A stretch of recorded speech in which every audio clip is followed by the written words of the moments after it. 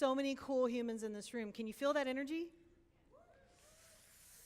Well, I want to take you on a journey backwards a little bit because I had to take a journey backwards a little bit. When I started Women Ignite, and to be honest with you, it wasn't my idea. God was like, you need to start this thing. And then I was like, oh, no, I don't want to do that thing. And he was like, yeah, you actually do. And then I finally said yes. So that's, a short answer to like a big thing that happened. But this was put in front of me, and I started really interviewing women about what do you like about conferences, what do you not like, what do you want, and it started really seeding in my heart for me the what's next of women's professional conferences and networking. And of course the We International journey just keeps unfolding. Now we have masterminds and a co-ed networking initiative, and we have publishing and young adults, all kinds of things. But at the beginning I was like, boy, I didn't think this was going to happen. I was a speaker and I was a consultant, and then because of Megan Bryant, who's here today, I'm an accidental comedian.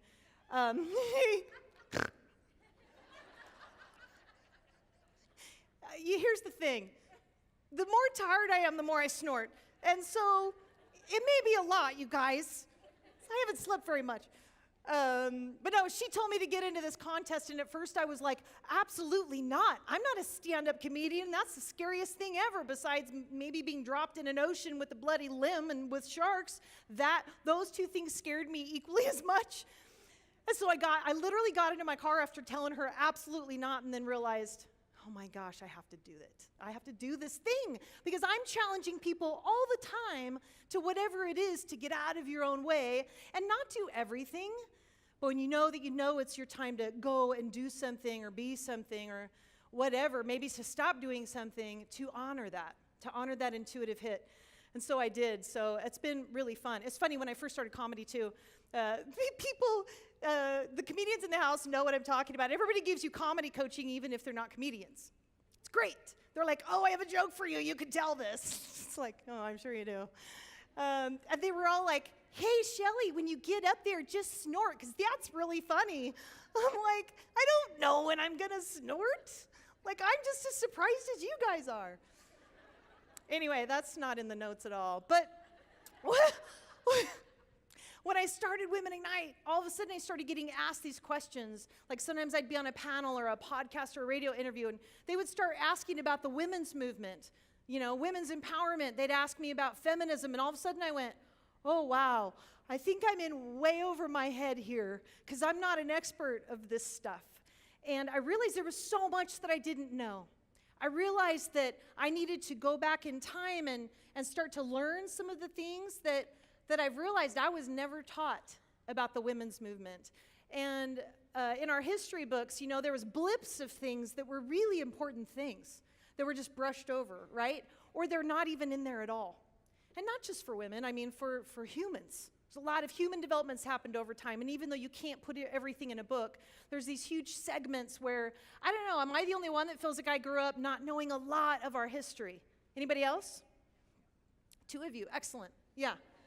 We'll go have coffee later, we'll talk about it.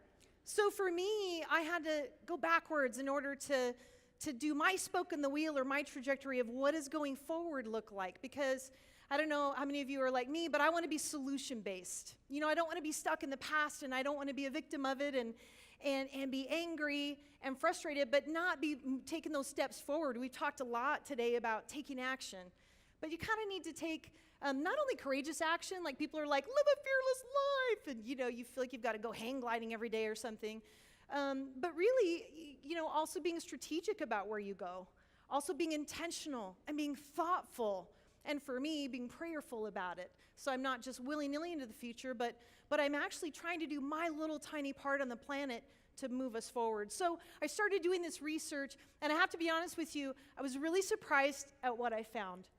It was not what I thought. So what it taught me straight away was that I just grew up with a lot of assumptions. I grew up with a lot of judgments. I grew up just hearing little things and maybe taking part of that as truth, but really not knowing much of anything about our history. And so one of the first things I found when I started this journey was in 1848, Seneca Falls, New York, was the first women's conference or convention, and it was held at a Wesleyan chapel. Did you know that? You guys are really quiet. Are you out there? It's really dark out there. All right. Wesleyan Chapel, I was like, what? That's so interesting, because we tried to separate all of that out. But 5 women got together, and they happened to actually be faith-based women. And hi, who's calling? Are they calling for me? I'll answer it. That'd be fun. She's like, you're not talking to my person. All right. 4 Quakers and another faith-based woman were the first that held this convention. And, you think about that, like a lot of people think, whoa, Quakers, so conservative, not necessarily what, maybe sometimes the media or maybe what we've been told about what suffragettes look like, or feminists, if you will. 4 Quakers and another faith-based woman, because they started to really consider and go, wait a minute, all of us are created equal. All of us are created equal in the sight of God. Why are we treating people different? And what was interesting was the precursor to this convention was the abolitionist movement. And so these women were actually serving first, helping to free slaves, to house them, to feed them, to shelter them, to help them escape. And in serving the slaves, they started to realize some interesting things, because at that time, women not only didn't have a vote, so they were citizens of our country, but they didn't have a vote. They had no rights whatsoever. They had no rights to property, no rights to income. They couldn't be behind a pulpit. They couldn't be in the professions. They couldn't even go to college. They were not allowed. Their income, if they made any from anywhere, was given to their husbands, and their bodies belonged to their husbands by law. So if he married you, your body was his by law. It created a lot of challenges. And along those lines, too, temperance started, which, if you remember, temperance was their attempt to get rid of alcohol. And some of us can look back and go, well, that's kind of silly. I mean, we like our alcohol, right? Some of you are like, don't take my wine away, don't do it. But the whole reason that they actually went that route was because they were struggling with the voting and getting that passed. Like, that was going to take years, way more years than they thought. And so they actually went some of these other routes to get some change happening, to be the disruptors of their time, because they thought, well, it might help my spouse quit drinking up the family income. It might help him not come home and beat me after he's drunk. So they tried to just do these things that would help some of what they were struggling with, because they still didn't have a vote. In fact, if they were convicted of a crime, like if somebody accused them of a crime, they couldn't serve on a jury. So they didn't get a jury of their peers, they got a jury of men. And they couldn't testify on their own behalf. Can you imagine that? If you've been accused of something, but you can't go tell your side of the story. So not only did they not have a vote, they did not have a voice. They had nothing. If they left their husbands, they left everything. They got no money. They got no belongings. In fact, they were lucky to get out with the clothing on their back. They didn't have rights to their kids either. So it's kind of a big deal. Like, when I started really immersing myself in that, I was like, wow, this really is a rip in the fabric of our history. And so as they began to help with the abolitionist movement, they went to one big conference where the women actually sat in the back of the abolitionist convention, and there was a screen that the women had to sit behind. And so they started masterminding, they started collaborating, they started talking to each other and going, this is wrong for us too. Why are we being treated like second-class citizens in an abolitionist convention? Like, their whole point is to say that humans are equal. Their whole point, and they were right, their whole point was to say slavery is wrong. Wrong, wrong, wrong, wrong. And let's get rid of it. But women started to identify on some level, not identically, but on some level, with feeling like slaves. Slaves to their husbands, slaves to the culture, to their fathers, who were pretty tough on them. And so this first convention was pretty profound at that time, because these women had never been allowed to speak in public. So Elizabeth Cady Stanton, when she got up there to give her address, in fact, they had a man MC it. And I'm really excited for the guy that did it, because I think, hoorah, in a time where to stand up and be a dude that MC'd a women's convention, the first ever, I can't imagine the kind of shame that was heaped upon him. But the women were terrified. They're like, we feel like we've got, they didn't say this, I'm putting my own words on it, but it's like trying to launch a rocket when you just wanted to get together and do arts and crafts. Like, they did not feel capable of holding a convention. So the first time she ever spoke in public, Elizabeth Cady Stanton, I'll put on my little glasses here. Elizabeth Cady Stanton gave the first speech of her life. Can you imagine that? Hundreds of people, she gives the first speech of her life. And she was really trying to galvanize a movement. She was trying to cause a rebellion. She was trying to get people to rise up and say, and think. Stop for a minute and don't just think about what you've been taught or told or what you've seen before you, because this is anything anybody had ever seen, modeled to them. What she was doing, her father couldn't stand, by the way. He was a judge. So he was the one that when a man would die, the property would go to the son, and if there was no son, the state would just take the property. The woman got nothing. And he was a judge that was seeing these cases. So Elizabeth Cady Stanton really flew in the face of that. So it's her first speech ever, and she's galvanizing them. She's saying, women need to be treated equal. We need to go to college. We need to be able to be pastors. We need to go into the professions. And we need the vote. And when she got to that point where she submitted to them, it was the second day of the conference. The first day it was all women at the conference, but the second day they invited men in. And she submitted that. She said, we should have the vote.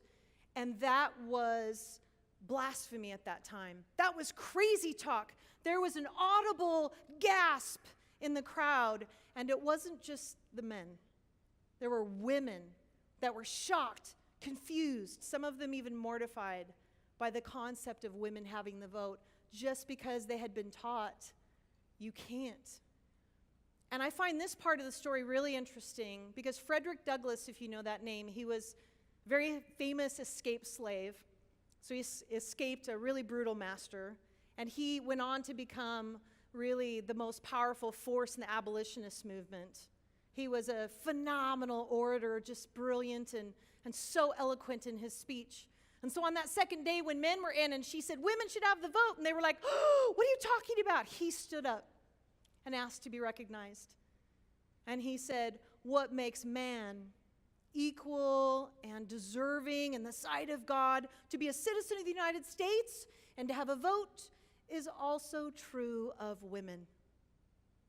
And at that time, in their convention, they passed these articles of sentiments that Elizabeth Cady Stanton put forward, and largely because of a man standing up at that time, because you have to remember that time the men were the only ones with the power, with the authority, not just the vote, with influence. Social influence is one of the most powerful commodities of today, yes? You can have money and lose money. You could have a cool car, it could be crashed tomorrow, but social influence, when somebody has that strength, it's a superpower, especially when they wield it for good, yes? So he did that day, and it was powerful, and by all accounts, people really believe that wouldn't have gotten passed at that moment had he not stood up and did that. Because at that time, they needed the men, some men at least, in their corner to help kind of push this forward. I wonder how long it would have taken had that not happened, had they not allowed men into their convention. Or I love how brave he was. And I mean, I guess when you've been in slavery, you probably have a lot of bravery. He had a big why and a big purpose. But I love the fact that he stood up. And he didn't care what people thought because he stood up and spoke for his convictions. A little bit later, Susan B. Anthony joined the cause. She was very different from Elizabeth Cady Stanton. I told you about Elizabeth Cady Stanton's father, a judge, conservative, and of course, like, women need to be beautiful and in the home and not be in the professions, and we don't want to get too smart because then the men might not like us. Susan B. Anthony was a Quaker, and so that religion believed that men and women were equal. And so she was even around women that were pastors, women that were speakers. She went to one of the only colleges she could go to at the time. It was a women's college, and she became a teacher, so they were both. Elizabeth Cady Stanton went to college too, so they were both very much first responders at that time for figuring out where to go to school when it was almost unheard of. But they were so different. Susan B. Anthony stayed single. She stayed single, and she just fought for this cause. Once she met Elizabeth Cady Stanton, Their friendship was so palpable and powerful, even though they were so different. Susan B. Anthony was very strategic. She probably had a lot of achiever in her because she would just go and go and go. She had the train schedules memorized way back then. She would go to so many towns, and she would speak to anybody that would listen. So they were a powerful duo. But I want to show you that picture of Frederick Douglass. I just so appreciate the men that have stood up for us over time, and the men that stand up for us today. Like when Matt was talking about We Vow and Speak Your Silence, that's empowering to me. To have a man stand up and tell his story, which is not always comfortable in our culture, and to say, you have worth and you're amazing. Well, I want to talk about some of the themes that I noticed in there, because there were some themes that made these women so successful. It is interesting, though, because the Declaration of Independence was in 1776. So it took 144 years after that declaration for women to get the vote. You know, the Declaration of Independence that says, we hold these truths self-evident, that all men are created equal. Of course, it didn't say men and women. It said men. But it took 144 years after that to really see that goal or that vision of humans being equal to manifest. And it was 72 years after this convention. 72 years. In fact, neither Elizabeth Cady Stanton or Susan B. Anthony were alive when the vote was finally given to women. But what I love is like the friendship. There's a bunch of F's. I won't use one weird F word, but I noticed a bunch of F words in this story. Part of it was friendship. This friendship, and sometimes they argued because they had different perspectives, right? They knew different people. Sometimes they connected with different people. They had different strengths. If you've ever done Strengths Finders, super powerful assessment, they had very different strengths. But it was really powerful the way they were able to work together, because they galvanized different people, connected with different people. Elizabeth Cady Stanton had like 100 children. No, she had a lot of kids, though. She had a lot of kids. Susan B. Anthony was like, seriously, she was like, will you quit having children? We've got work to do. She got frustrated because she never did marry and she was married to her cause. But the two were together beautifully for over 50 years. And we are where we are today because of them. Because of them. August 18th, 1920, we are going to celebrate 100 years of women having the vote.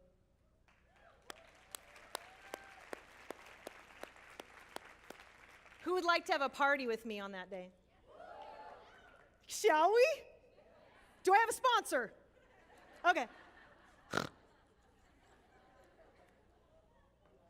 Friendship was powerful. Faith. They believed in a power bigger than themselves. I heard a psychologist recently say that children sometimes struggle today because of the internet, and they have so much power, and they have all these adult tools handed to them and this adult knowledge handed to them, and they don't think that there's anything bigger than them and what they think or what they want, and they can get it right now, right? Have you ever had your kid order something on eBay and it shows up to your door and you didn't even know they ordered something? I got like $90 worth of Power Rangers stuff the other day. I'm like, no, I did not order that. It's pretty scary, right? So when we think that there might be a universe that's bigger than us, a collective, I don't know what your beliefs are, but something that binds us together that's bigger than just what I want or what I think or what I feel, that's pretty powerful. And they had that because they weren't just focused on themselves. In fact, they served in a different movement before they started their own. And isn't that just like women? We're good at serving. They had focus. They were very, very focused over decades. And it doesn't mean they didn't go through challenges, because if you read the books, there's lots of books and diaries and all kinds of things if you're interested. They went through all kinds of struggles. Of course they did, because don't we all? Welcome to the human experience. But they had focus. They also had some failure. There was times that they paused the movement. They're like, oh, this war is going on, and when that happens afterwards, all the slaves will be freed and we'll have the vote and it'll be great. And that didn't quite happen like that. So there were times that if they were to look back, I'm sure that they saw, maybe I would do it different. Maybe I would do it different. So I think if you call that a failure, then they had some failures. But I think they were teaching moments, not only for them, but for us. If something's really important to you and it matters, keep going. Have you seen that quote that says, run until you can't run and still walk, and when you can't walk, crawl, and when you can't crawl, just inch. Keep moving towards the things that you know that are important. Because when we stop, sometimes we can almost reverse some of that movement and some of those results. Failure. There was also a time of forbidding in their history. There was a time when the women's movement split in half.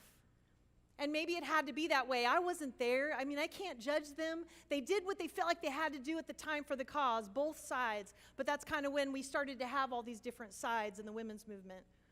And it actually kind of really challenged the women's movement's momentum at that time. Because whenever you break in half and you have a split, there's a lot of recovery and change management that has to be done inside of that. Also, after women didn't get the vote and black men did, so white men already had the vote, and then black men got the vote before the women. The women felt very betrayed. They even felt very betrayed by some of the men that they held very close as friends, because those men they felt like didn't rise up and defend them and say, no, everyone should get the vote. But again, we don't have context. We weren't there. Maybe everybody did what they felt like they could at the time to move something forward, because those things are a ripple effect.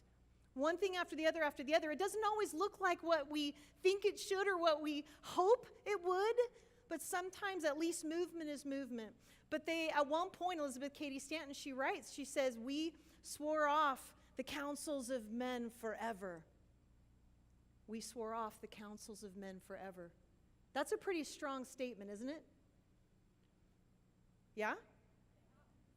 To say, nothing to do with the dudes. And I get it. Sometimes when we're hurt, we lash back. We get defensive. And we're right. You're right when you get hurt. You're right to do whatever you want to do, but sometimes it can keep us stuck, right? And sometimes I think we look back at history and we go, well, that's what they did at the time, and that's okay. We don't even know all the circumstances or stories around it, but let's bring ourselves to today. And sometimes I see the forbidding mechanism happening today. Whether it's women fighting against other women. Anybody? When I started to write my autobiography that I never finished, but I started to write it, I realized that I had had almost as much sexual harassment from women as I had from men. But I didn't know that until I started really putting an account down. Because they're the stories that we tell ourselves, right? That we're always being victimized by men or whatever. At least that's what I had done a little bit. I had got fired from one job because I wouldn't sleep with my boss. I went to another company and had massive sexual harassment again. And when I went to the manager, he didn't want to hear about it. But then I also had, as I was making my accounts, these women that would come to me and say, did you sleep with him to get the job? I would have women that would come to me and say, how did you get the biggest raise in the company's history when you stayed in the same position? And by the way, my response to that was, because I asked and because I was worth it.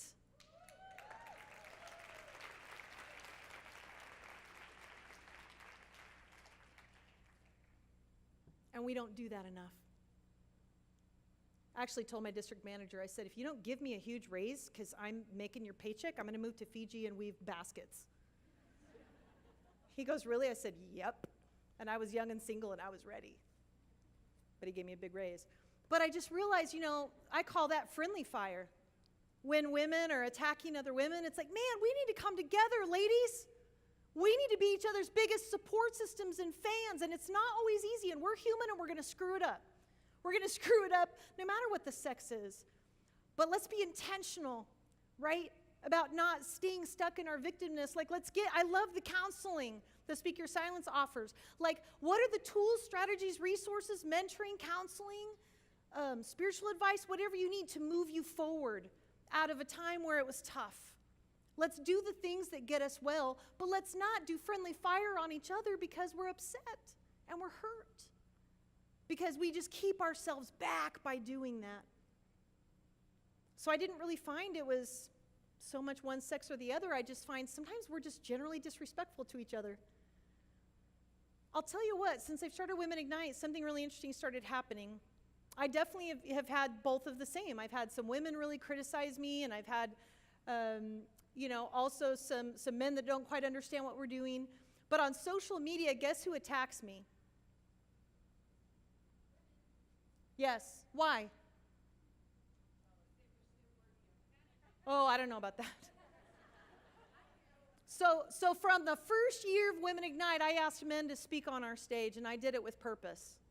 I didn't do it by accident. From the first year, we've always had at least a couple men every year on our stage. Now, the lion's share are women, because we have a lot of amazing women.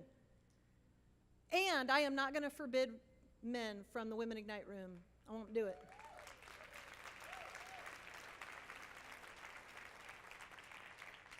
And I'll tell you why, because they're a part of our trade show. They're a part of our sponsors. I've had as many men come alongside of me and say, I believe in you. I want to mentor you. I want to sponsor you. And you know what? Some of these guys, if you look at the history, this is just truth. They've got a lot more, going for them in some ways. We've got a lot of men that are CEOs of Fortune 500 companies. That dial has not moved very much for women, right? So what do we need to do differently? I think we can sit inside of rooms of women who already know that and talk about it and be upset and then punch each other in the throat, but I don't see what that's doing. So I'm not going to tell you I'm here because I have the answers, because I don't. But I will say this, I look at a little bit of what we've done and I'm like, what do we need to do differently to move this forward? How can we engage together in this conversation? Because we are about education, inspiration, and collaboration. And so I feel like a phony if we don't educate each other. If we don't educate men about how we want to work in these executive positions, we want to be on those high-level boards. We need sometimes those sponsors and mentors that are not just women. Sometimes there's no women around. Sometimes you need that man to sponsor you and say, yes, I will kind of teach you up to what I know so you can get into this position. If you look at banks, I know we've got Connie Miller in the house, CEO of a credit union, Icon Credit Union. There's not that many women. And so I think we can bar people at the door for whatever reason, for whatever the judgment or the bias. But I'm just going to pose a question to you today and say, is it working? Is it working to do that? Or should we start to come together and mastermind solutions and collaborate together on how to push equality forward, and not just for women, but for everybody, right? I mean, for women, for men, for people from many cultures, for immigrants, there's so many conversations. That's what I was saying in that video. There's so many conversations. Thank you, Wormhole, for capturing in 2 minutes what I struggle to say if you give me 9 hours. Wormhole Productions did such a great job on that video, because I really feel like it's our time to come together. It's our time that if we need to find those new solutions, I think that we're not going to do it segregated. Part of me goes, segregation was what got us in the place that we don't like. Why are we still so into segregation? And I say that because every year I get blown up on social media by several women, never men so far on social media, knock on wood. Right now they're like, oh, I'll be the first, come on. But the women say, can't you get, a woman, can't you, what is wrong with you? That don't call it Women Ignite if you're going to have any man on the stage. Don't call it Women Ignite. I'm like, well, it's my company. No, I don't say that. I don't say that because I kind of let them look like the jerks they are. And I just say, you know what, we welcome all adult humans to our rooms. And yes, if you look around, the lion's share are women. Yep, and I really want to speak in the lives of women, but I really am accepting the help of men. And I really want us to educate each other what's happening and how can we create these solutions. I'm passionate about it. So if that agitates, the original suffragettes, they were agitators. And the abolitionists, they were agitators. And so I guess it's okay. I like people to like me, but I've learned in this position that it's not always going to happen. I had somebody tell me that this conference was silly because we allow men in. Silly. That was this week. LinkedIn. Very professional, right? So I guess I want to just challenge you guys to think about collaboration. You know, that's a fancy word, but like, how are we sitting down with each other, having courageous conversations and talking about how to change the trajectory of our future? Because if you're like me, you look at the past and go, we've made some good movement, but we're not there yet, right? We're not there yet. What can we do? And if you put it in business context, how can we sit around a table and conspire to help you succeed? How can we sit around a table and help you with your cause? How can we help Luke? How can we help Shelby own her next property with Graber and Company? How can we be a part of that? How can we be a connector, a resource, a tool? Go ahead and play that mastermind video.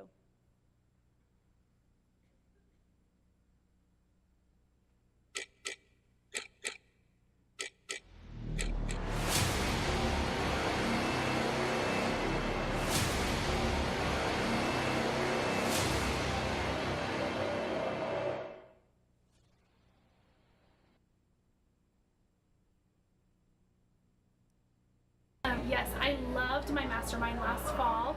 It focused a lot on personal development, so some things I was going through personally to really reach my goals in my career. Met a lot of really wonderful and amazing women that were in the same growing phase that I was going through as well, and trying to figure out, you know, what I want to be, what I want my business to be, what type of support do I want to show to the community, and you know, just my big vision for my company and who I wanted to be as a professional woman in our, you know, in Boise. The mastermind kind of provided me with the questions I needed to ask myself, and then not only the questions but the answers I needed for maybe not even just those questions, but the other questions that came subsequent to being in the mastermind. Business, personal perspective on where you want to go, some of your goals. And I think the thing that was most impactful to me is that the facilitators were so great. There were so many different unique views and feedback that was so helpful that I hadn't thought about before. StrengthsFinder was one of the things, is really understanding why I do my business and my personal life the way that we do, and understanding how I can maximize on some of my strengths and some of my opportunities, and really acknowledging where I'm being held back. Career changes, different ways I manipulated my career. The mastermind helped me gain confidence and take a look at how to work on self-confidence, as well as a different avenue of personal development. To feel the human nature, and allows you to embrace even the parts of you that might trip a little bit and go, oh, well, that's okay. And so the confidence that we get built from just being heard. I think just being around a group of really strong women that were on the same path as I was and focused on the kind of the same goals for their businesses and their own growth path really helps. On other women's struggles and gaining from that as well. Just the small group collaboration of, oh, someone else is going through that, you know, I've had that problem as well. That was fantastic, having the small group coaching. It was 3 months. It's hard to find that time, but very much worth the investment. I would recommend a mastermind for everyone, really. And so whether you're new in your career and you're just getting started, or you've been in your career, so I've been in my career for 16 years, and really dialing into what makes me tick, what keeps me going, how am I going to kind of get to the next level. So I would definitely recommend it for anyone.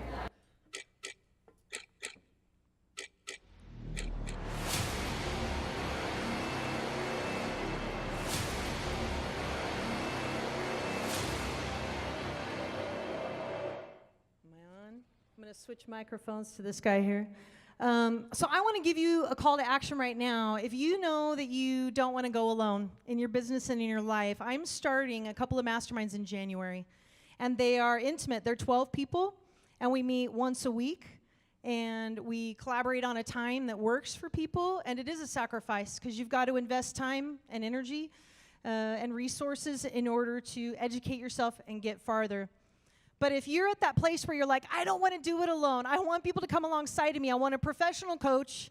And I want to have a group of people that can speak into my life confidentially so I can share my struggles, but also my opportunities, and get some, third-party feedback and some different resources than what I already have, some different connections than what I already have.